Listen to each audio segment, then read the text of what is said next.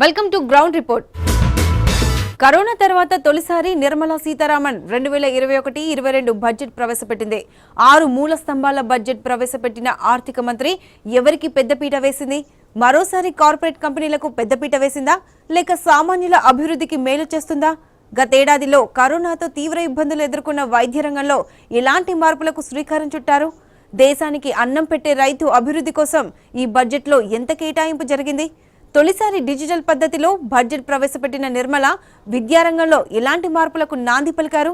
మొత్తంగా నిర్మలా సీతారామన్ ప్రవేశపెట్టింది 2021-22 బడ్జెట్ పై సామాన్య ప్రజలు ఏమంటున్నారో ఇవాల్టి గ్రౌండ్ రిపోర్ట్ లో చూద్దాం. బడ్జెట్ 2021లో భాగంగా 6 మూల స్తంభాలను ఆర్థిక మంత్రి నిర్మలా సీతారామన్ ప్రకటించారు. ఇందులో మొదటిది ఆరోగ్యం సంరక్షణ, రెండోది physical financial capital and infra, మూడోది సమ్మిళిత వృద్ధి, నాలుగోది హ్యూమన్ క్యాపిటల్, ఐదోది innovation and research and development, ఆరోది కనిష్ట ప్రభుత్వం గరిష్ట పాలన. ఈ 6 మూల స్తంభాలపైనే బడ్జెట్ రూపొందించినట్లు నిర్మలా తెలిపారు. అయితే కేంద్రం కొత్తగా ప్రధానమంత్రి ఆత్మనిర్భర్ స్వస్థ్ భారత్ పథకాన్ని ప్రారంభిస్తుంది. ఈ పథకం కింద 6 ఏళ్లలో దాదాపు 64,180 కోట్లు ఖర్చు చేస్తామని నిర్మలా సీతారామన్ చెప్పారు. Establishing critical care hospital blocks in 602 districts and 12 central institutions. Strengthening of National Center for Disease Control, its 5 regional branches and 20 metropolitan health surveillance units. Expansion of the integrated health information portal to all states and UTs to connect all public health labs. Operationalization of 17 new public health units and strengthening of 33 existing public health units at points of entry, that is at 32 airports, 11 seaports and 7 land crossings.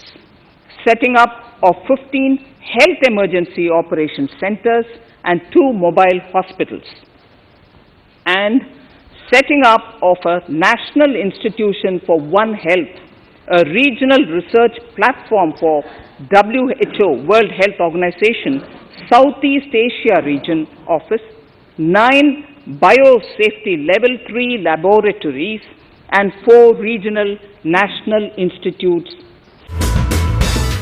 ప్రభుత్వం 2022 నాటికి రైతుల ఆదాయం రెట్టింపు చేయాలని భావిస్తోందని ఆర్థిక మంత్రి నిర్మలా సీతారామన్ తెలిపారు. 2013-14లో ధాన్యం కొనుగోళ్లపై 63,000 కోట్ల రూపాయల వ్యయం చేశారు. దానిని 1,45,000 కోట్లకు పెంచామని చెప్పుకొచ్చారు. ఈ ఏడాది ఆ మొత్తం 72,000 కోట్లకు చేరుతుంది. దీనివల్ల గత ఏడాది 1.2 కోట్ల మంది రైతులకు లబ్ధి చేకూరింది. ఈ ఏడాది దీనివల్ల 1.5 కోట్ల మంది రైతులకు లబ్ధి చేకూరుతుంది అన్నారు. గోధుమలపై ప్రభుత్వం 2013-14లో 33,000 కోట్ల రూపాయలు ఖర్చు చేసింది. 2019లో అది 63,000 కోట్ల రూపాయలైతే ఇప్పుడు అది 75,000 కోట్ల రూపాయలకు చేరింది. 2020-21లో 43 లక్షల మంది రైతులకు దీనివల్ల లబ్ధి చేకూరుతుందని తెలిపారు. Separately announcing, Honorable Speaker, a voluntary vehicle scrapping policy to phase out old and unfit vehicles. This will help in encouraging fuel-efficient, environment-friendly vehicles, thereby reducing vehicular pollution and oil import bills. Vehicles would undergo fitness tests in automated fitness centers after 20 years in case of personal vehicles and after 15 years in case of commercial vehicles. Details of the scheme will be separately shared by the ministry. కేంద్ర బడ్జెట్లో కాలం తీరిన వాహనాలను తక్కువగా మార్చే పథకాన్ని ఆర్థిక మంత్రి నిర్మలా సీతారామన్ ప్రవేశపెట్టారు. దేశంలోని వాహనాల ఫిట్నెస్ కు ప్రత్యేక పరీక్షా విధానం అమలు చేస్తామని నిర్మలా తెలిపారు. వ్యక్తిగత వాహనాలకు 20 ఏళ్లు, కమర్షియల్ వాహనాలకు 15 ఏళ్ల కాల పరిమితి విధించారు. 20 ఏళ్లు దాటిన అన్ని వాహనాలకు ఫిట్నెస్ టెస్టులు నిర్వహించాలనే నిబంధనను తీసుకొచ్చారు. 20 ఏళ్లు దాటిన వాహనాలను తుక్కుగా మార్చేయాలని నిర్ణయించారు. వాయు కాలుష్యం నివారణకు బడ్జెట్లో 2,217 కోట్లను కేటాయించారు.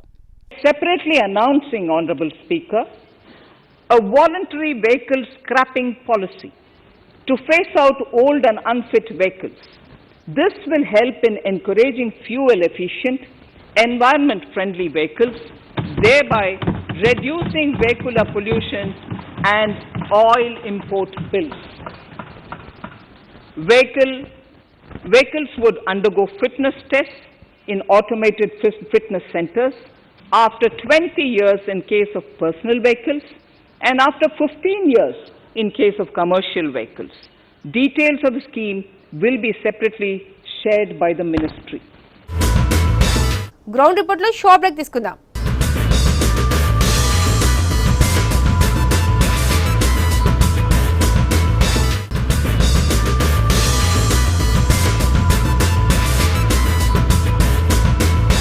Welcome back to ground report. కేంద్రం ప్రవేశపెట్టిన బడ్జెట్ కార్పొరేట్ శక్తులకు ఊతమిచ్చే విధంగా ఉంది తప్ప సామాన్య ప్రజలకు పెద్దగా ఉపయోగం లేదని మండిపడుతున్నారు ఉమ్మడి నల్గొండ జిల్లా అఖిలపక్ష నేతలు. విద్య, వైద్యం, రవాణా ప్రాజెక్టులకు సంబంధించి బడ్జెట్ విషయంలో ఈసారి కూడా తెలంగాణకు మొండి చెయ్యి ఎదురైందని ఆవేదన వ్యక్తం చేస్తున్నారు. కేవలం 3 రాష్ట్రాల ఎన్నికల కోసమే బడ్జెట్ ప్రవేశపెట్టారని ఆగ్రహం వ్యక్తం చేస్తున్నారు. ఇక కేంద్ర బడ్జెట్ కు సంబంధించి మరింత సమాచారం నల్గొండ నుంచి మా ప్రతినిధి కిరణ్ అందిస్తారు. కేంద్రం ప్రవేశపెట్టిన బడ్జెట్ ఈసారి కూడా తెలంగాణకు మొండి చెయ్యి ఎదురైందని చెప్పవచ్చు. ఇటు ఎయిమ్స్ నిధుల విషయంలో కావచ్చు, సికింద్రాబాద్ టు నడుకుడి రైల్వే విషయంలో కావచ్చు, జాతీయ రహదారుల విషయంలో కావచ్చు, ప్రతి దాంట్లో కూడా అసలు తెలంగాణ ఆ పేరే ఎత్తకపోవడంపై కూడా ప్రతిపక్షాలు కూడా బగ్గుమంటున్న పరిస్థితి అయితే ఉంది. దీనిపై మనతో స్పందించడానికి సిపిఎం నేతలు ఉన్నారు. సార్ చెప్పండి సార్, ఈ బడ్జెట్ ఎట్లా ఉందంటారు? ఆశాజనకంగా ఉందంటారు? ఎట్లా ఉందంటారు? కేంద్రం ప్రవేశపెట్టినటువంటి బడ్జెట్ మీద నిన్నటి వరకు అన్ని రంగాల ప్రజల్లో పెద్ద ఎత్తున ఆశలు ఉన్నాయి. ఏదో ఊరట కల్పిస్తుంది అని చెప్పనేటటువంటి వాతావరణం ఉండే. కానీ ఈరోజు నిర్మలా సీతారామన్ ఇప్పుడు ప్రవేశపెట్టినటువంటి బడ్జెట్లో తెలంగాణకు కానీ మిగతా దేశ ప్రజలకు కానీ ఊరట కల్పించినటువంటి పరిస్థితి ఏమీ లేదు. ఏమన్నా తమిళనాడు, పశ్చిమ బెంగాల్, కేరళ ఈ 3 రాష్ట్రాల్లో ఎన్నికలు ఉన్నాయి కాబట్టి కొన్ని తాయిలాలు అక్కడ సమర్పించినట్టుగా కనపడుతుంది తప్ప మొత్తం దేశ ప్రజలను మొత్తం నైరాశ్యంలో ముంచినట్టుగానే కనపడుతోంది.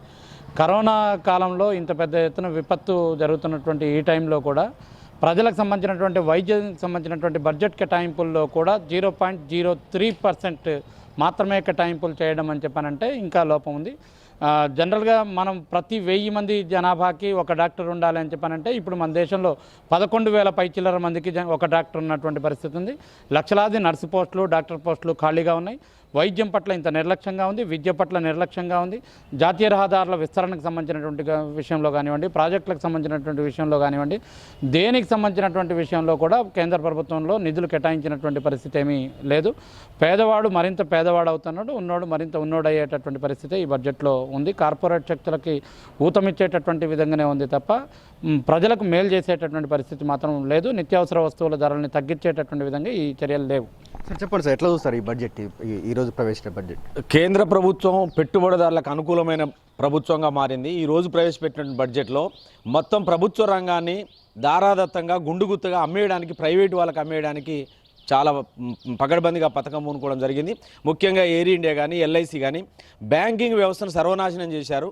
బ్యాంకులను మొత్తం కూడా బ్యాడ్ బ్యాంక్ అనేది ఏర్పాటు చేసి ఏదైతే కోటాను కోట్లు లూటీ చేసినటువంటి వాళ్ళ కోసం ఆ బ్యాంకులు ఏర్పాటు చేసి వాళ్ళకి సబ్సిడీలు ఇచ్చే విధంగా ప్రయత్నం చేస్తున్నారు. కానీ 190% ఉన్నటువంటి రైతులు కానీ, పేదలకు కానీ, వాళ్ళకి సంబంధించినటువంటి కనీసం అప్పులు మాఫీ చేసే విషయంలో కానీ ఎక్కడ కూడా శ్రద్ధ తీసుకున్న పరిస్థితి అయితే కనపడతలేదు. అదే రకంగా తెలంగాణ రాష్ట్రానికి సంబంధించి కాళేశ్వరం ప్రాజెక్టు జాతీయ హోదా కల్పించాల్సిన అవసరం ఉంది. ఇంకా ప్రత్యేకంగా నిధులు కేటాయింపు చేయాలి. ఈ బడ్జెట్ ఏ ఒక్కరు కూడా ఉపయోగపడే విధంగా లేదు. దీని వలన రాబోయే రోజుల్లో పెద్ద ఎత్తున ధరలు పెరిగి కొనలేని తినలేని పరిస్థితుల్లోకి నెట్టబడతా ఉన్నది. దీన్ని ఉపసంహరించుకునే వరకు ప్రజలు పెద్ద ఎత్తున తిరుగుబాటు చేయాల్సిన అవసరం ఎంతైనా ఉన్నది. అయితే ముఖ్యంగా ఈరోజు ప్రవేశపెట్టినట్టు ఈ బడ్జెట్ కార్పొరేట్ వ్యవస్థలకు మాత్రమే అనుకూలంగా ఉంది తప్ప మధ్యతరగతి ప్రజలకు, రైతులకు ఎటువంటి ఉపయోగం లేదని కూడా ఇక్కడ ప్రతిపక్ష నాయకులు అయితే మండిపడుతున్న పరిస్థితి అయితే ఉంది. ఇది కేవలం ఒక 3 రాష్ట్రాలకు సంబంధించి 3 రాష్ట్రాల్లో ఎన్నికల కోసమే ఈ బడ్జెట్ ప్రవేశపెట్టారని కూడా విమర్శలు చేస్తున్నారు. ఇది ఇక్కడ పరిస్థితి. కెమెరామెన్ రాజుతో Kiran news, Nalgonda.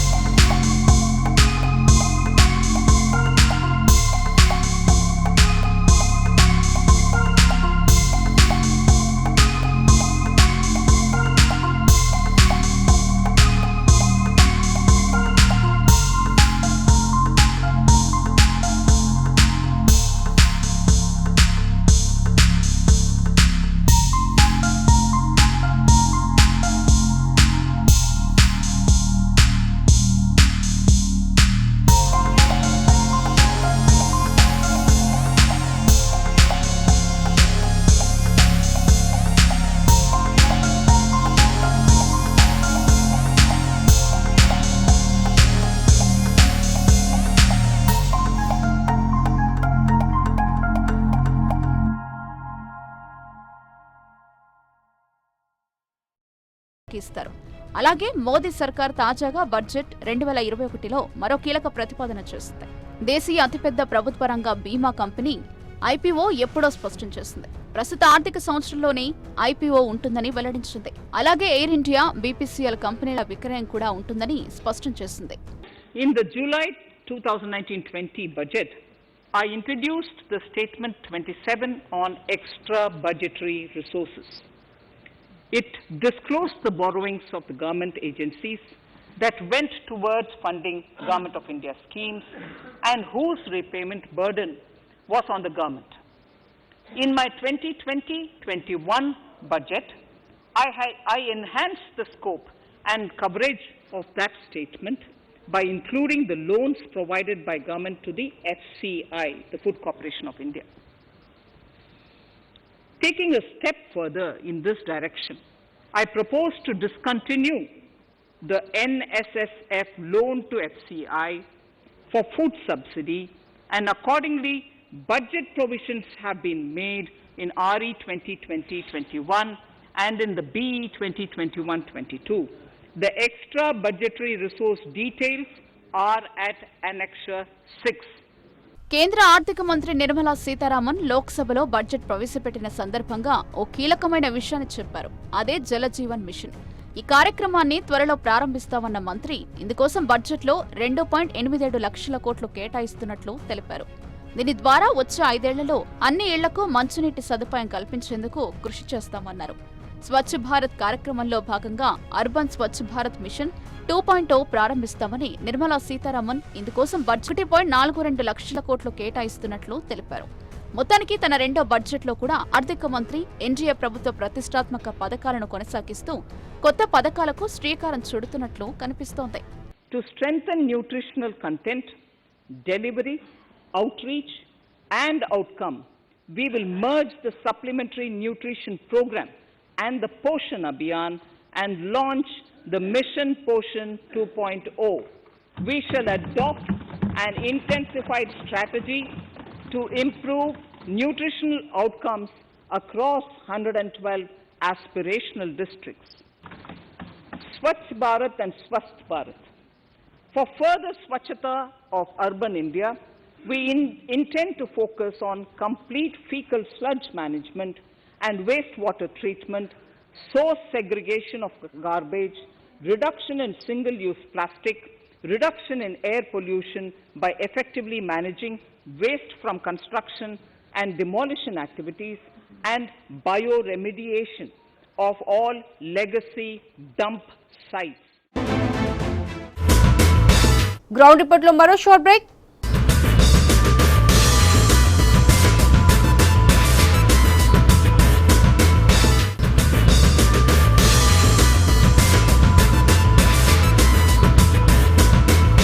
Welcome back to ground report.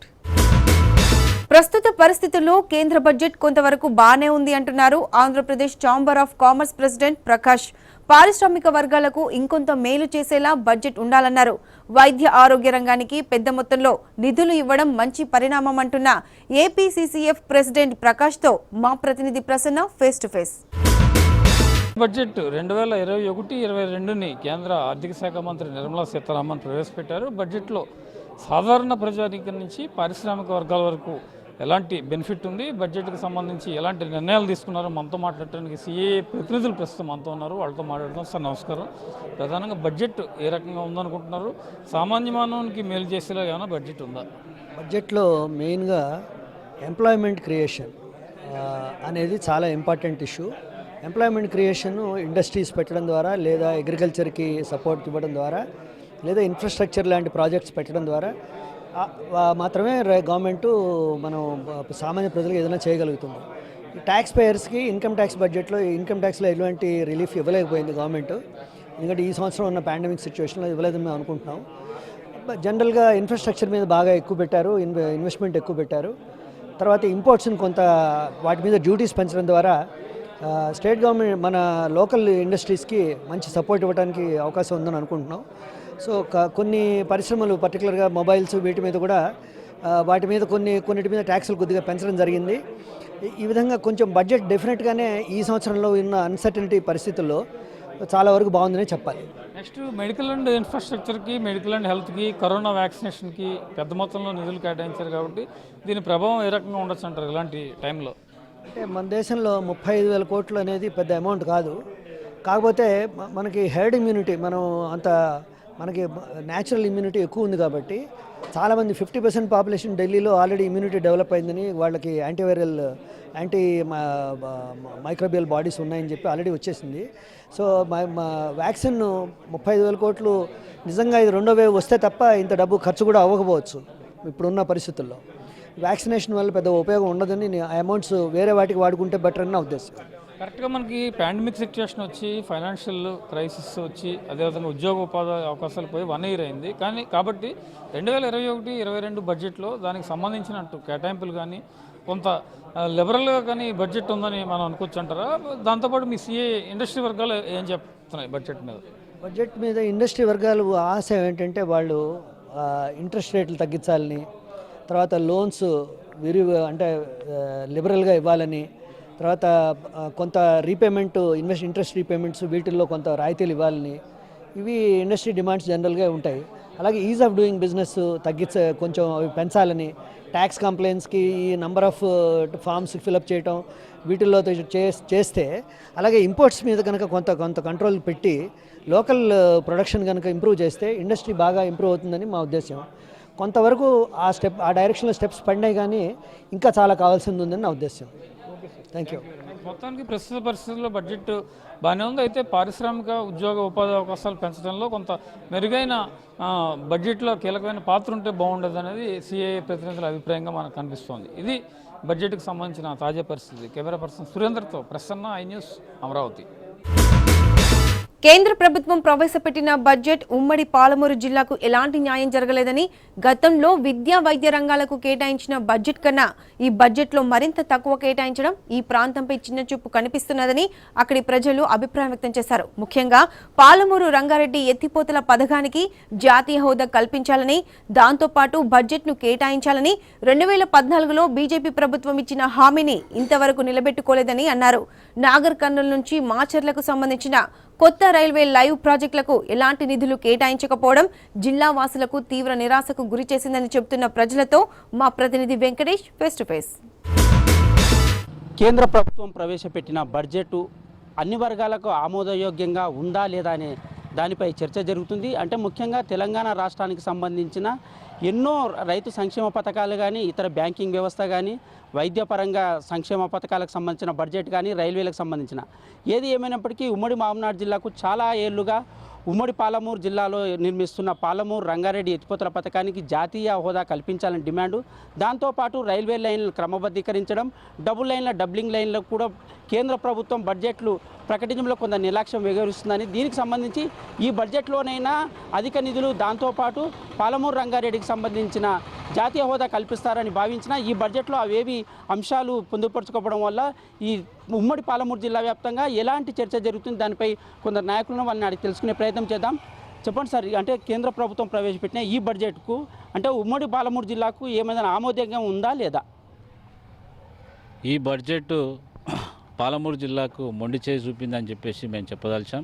Nirmala Sitharaman గారు 3వ బడ్జెట్ పెట్టబోతా ఉంది. కానీ ఈరోజు మా పాలమూరు జిల్లాలో ముఖ్యంగా పాలమూరు రంగారెడ్డి ప్రాజెక్టుకు జాతీయ హోదా కల్పిస్తామని చెప్పేసి 2014 ఎన్నికల ముందు సుష్మా స్వరాజ్ గారు పాలమూరు సాక్షిగా వాగ్దానం చేసినటువంటి వాగ్దానాన్ని అమలు చేయడంలో వైఫల్యం చెందినటువంటి సందర్భం కనపడుతుంది స్పష్టంగా. అదేవిధంగా ఈరోజు రైల్వే డబుల్ లైన్ కూడా దీంట్లో ఏ చర్చకు రాకపోవడం, ముఖ్యంగా పాలమూరు యూనివర్సిటీకి సంబంధించినటువంటిది కూడా విద్యారంగంలో కూడా కొంత గ్రాంట్స్ వస్తాయి అనుకున్నాం, కానీ అవి కూడా ఈ స్పెసిఫిక్గా ఈ జిల్లాకు రాకపోవడం చాలా బాధాకరం. ఇంకొక విషయం ఏంటంటే ఈరోజు వలస కార్మికులు, చిన్న సన్నకారు రైతులకు కూడా ఈ బడ్జెట్లో మొండి చేయి చూపినటువంటి సందర్భం.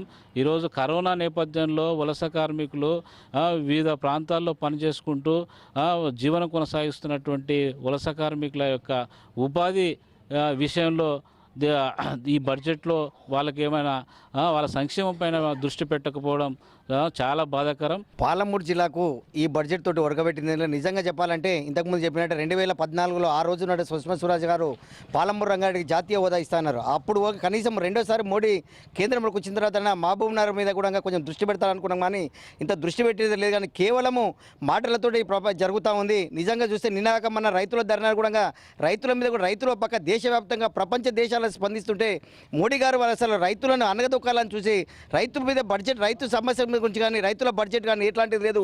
అదేవిధంగా మహబూబ్ నగర్ రంగారెడ్డి కూడా డబుల్ లైన్ అనేది మనకి ఎప్పుడో మహబూబ్ నగర్కు గత 10 సంవత్సరాల డబుల్ లైన్ వస్తూ ఉంది పోతా ఉంది, బడ్జెట్ పెడతా ఉన్నట్టు, కానీ ఇంతవరకు డబుల్ బడ్జెట్ అనేది లేకుండా ఉంది. ఇప్పటికైనా స్పందించి మోడీ గారు కేంద్రం, ఎందుకంటే ఇప్పటికైనా స్పందించి రైల్వే లైన్ కావాలని, అదేవిధంగా పాలమూరు రంగారెడ్డికి జాతీయ హోదా ఇవ్వాలని మేము డిమాండ్ చేస్తూ ఉన్నాం.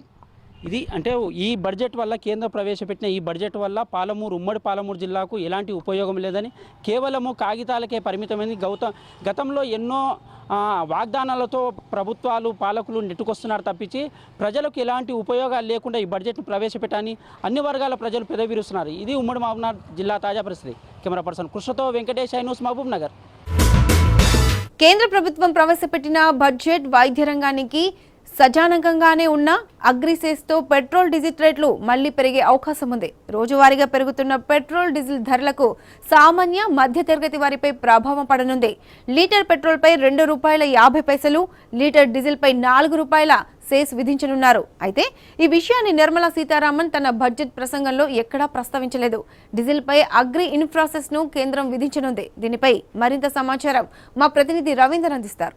ఈరోజు కేంద్రం ప్రవేశపెట్టిన బడ్జెట్లో ఆరోగ్య శాఖకు సంబంధించి కొంచెం ఆశాజనకంగా ఉన్నప్పటికీ కూడా ఒకవైపు ఈ బడ్జెట్లో మాత్రం దాదాపు పెట్రోలు డీజిల్ రేట్లు పెరిగే అవకాశం అయితే కనబడుతుంది. అగ్రిసెస్ పెరగడంతో కూడా పెట్రోల్ ధరను అయితే ₹2.50 వరకు కూడా పెరిగే అవకాశం కనబడుతుంది. ఇటు డీజిల్ రేట్లు అయితే ₹4 వరకు కూడా మళ్ళీ పెంచే అవకాశం కనబడుతుంది. అంటే రోజు చూసుకుంటే దాదాపు రోజువారీగా కూడా పెట్రోల్ ధరలు ఇంక్రీజే అవుతున్న పరిస్థితి కనబడుతుంది. ఒకవైపు బ్యారెల్ ధరలు కూడా పెరుగుతున్నాయి. ఇటు పెరగడంతో కూడా ముడి చమురు ధరలు కూడా పెరగడంతో పెట్రోల్ మీద ప్రభావం అయితే పడుతున్న నేపథ్యంలో ఈరోజు చూసుకుంటే దాదాపు పెట్రోల్ ధర చూసుకుంటే ₹84.25 వరకు కూడా ఈరోజు పెట్రోల్ నడుస్తుందనే చెప్పవచ్చు. ఇటు డీజిల్ రేట్లు చూసుకుంటే డీజిల్ రేట్లు కూడా ఈరోజు దాదాపు హైప్గానే ఉన్న పరిస్థితులు అయితే కనబడుతున్నాయి. దాని నేపథ్యంలో మళ్ళీ పెట్రోల్ డీజిల్ రేట్లు పెరగడంతో మరి సామాన్యుల మీద అయితే ఈ భారం అయితే పడే అవకాశం కనబడుతుంది. వాళ్ళు బయటకు వెళ్ళాలన్నా ఏ విధంగా ఉంటుందో అడిగి తెలుసుకోవడానికి ఇక్కడ పెట్రోల్ పోసుకోవడానికి కొంతమంది వచ్చారు. వాళ్ళని అడిగి తెలుసుకునే ప్రయత్నం చేద్దాం. ఎట్లా ఉంది ఇప్పటివరకు చూసుకుంటే దాదాపు రోజువారీగా కూడా పెట్రోల్ ధరలు డీజిల్ ధరలు పెరుగుతున్నాయి. మళ్ళీ పెట్రోల్ డీజిల్ ధరలు కూడా పెరిగే అవకాశం ఉందని ఒకవైపు ఇవాళ బడ్జెట్ను బట్టి చూస్తే కనబడుతున్న పరిస్థితి కనబడుతుంది. దీన్ని ఎట్లా కూడా వచ్చి అంటారు? ఇప్పుడు కేంద్ర ప్రభుత్వం ఈరోజు పెట్టినటువంటి బడ్జెట్ ప్రవేశంలో తెలంగాణకు ఎలాంటి కూడా మనకు లాభం లేనట్టు అనిపించింది. రేపటి నుండి పెట్రోల్ కానీ డీజిల్ కానీ పెరిగే సూచన కనిపిస్తుంది. ఇప్పటికే పెట్రోల్ కానీ డీజిల్ కానీ చాలా రేట్లు పెరిగినాయి.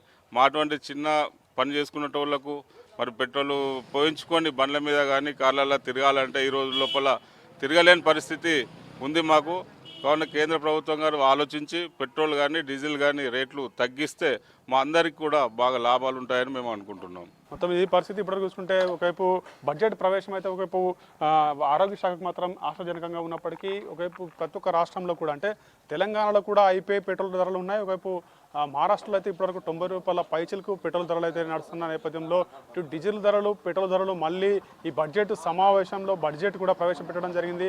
ఆ బడ్జెట్ను చూసుకుంటే ఇటు పెట్రోల్ డీజిల్ ధరలు ముడి సరుకు ధరల చమురు కావచ్చు ఇటు ధరలు పెరగడంతో కూడా సామాన్యునికి అయితే ఇబ్బందుల మధ్య కొనసాగే అవకాశం కనబడుతుంది. బైక్ల పైన వెళ్ళాలి అన్నా కానీ వాళ్ళు కూలినాలు చేసుకొని బైకులు తీసుకుని వెళ్తున్న వాళ్ళ పరిస్థితి కూడా ఇబ్బందుల మధ్యన కొనసాగే అవకాశం అయితే కనబడుతుందని చెప్పవచ్చు. మధ్యతరగతి కావచ్చు ఒకవైపు ఆ పేదవారి పైన మాత్రం ఈ పెట్రోల్ ధరల బాధుడు అయితే మళ్ళీ వీళ్ళపైన ప్రభావం పడే అవకాశమే కనబడుతుందని చెప్పవచ్చు. కెమెరా పర్సన్ ప్రేమ్ సార్తో కలిసి రవీందర్, ఐ న్యూస్, కరీంనగర్ జిల్లా నుంచి. ఇది ఇవాల్టి ground report. Keep watching I news.